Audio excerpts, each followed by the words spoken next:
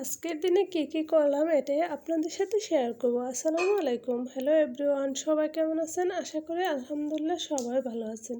এই তো ভাইয়ের ছেলে হয়েছে, তাই আব্বা বাজার থেকে মিষ্টি নিয়ে এসেছে। আজকে বাড়ির সবাইকে মিষ্টি খাওয়ালাম। এদিকে আমার বোনেরাও চলে এসেছে, ওদের বাচ্চারা খেলা করছে। এই তো ওরা পাতা খাওয়াচ্ছে, আবার ভয়ও পাচ্ছে, আবার মারছে। ওদের আনন্দটা যেন একটু বেশিই ছিল, তাই ওদেরকে একটু ভিডিও করে নিলাম। আর আমাদের তো আজকে কয়েকটা দিন অনেক আনন্দে কাটছে, সবাই একসাথে মিলেমিশে মাশাআল্লাহ দিলে।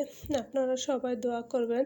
এই তো এদিকে আজকে নাকি আমার ভাইয়ের বউকে দেশি মুরগি খাওয়াতে হয়, এজন্য ভাবলাম ওর জন্য একটা আস্ত মুরগি রেডি করে ফেলি। তাই ওর জন্য আস্ত মুরগিটা রেডি করে নিয়েছি, ওকে খাবার দেব।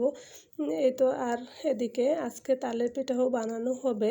তালের পিঠা বানানোর জন্য এদিকে আমার বোন রেডি করে নিচ্ছে গোলাটা রেডি করার জন্য এখানে নিয়েছি তালের রস আর চিনি আর স্বাদ মতো লবণ দিয়ে দিচ্ছে।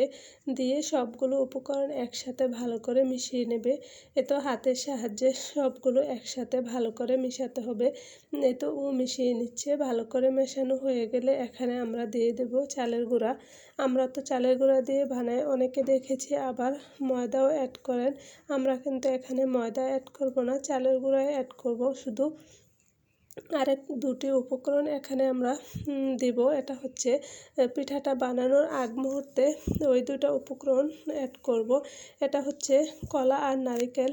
কলা আর নারিকেলটা আমরা পিঠা বানানোর আগ মুহূর্তেই অ্যাড করি। তো এই গোলাটা তৈরি করে আমরা এই গোলাটাকে 4-5 ঘন্টার মতো রেখে দেব রেস্টে।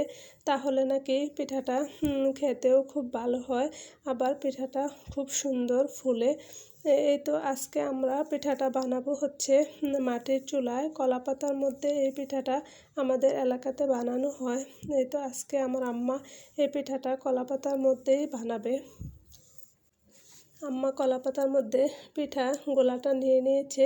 এখন চুলার মধ্যে মাটির হাঁড়ি বসিয়ে এটার মধ্যে দিয়ে পিঠার কলা পাতাটা মুড়িয়ে চুলার আঁচটা লো হিটে রেখেই পিঠাটা বানাতে হয়। এই তো পিঠাটা হয়ে এসেছে, মাশাআল্লাহ খুব সুন্দর হয়েছে, খেতেও অনেক মজা হয়েছিল।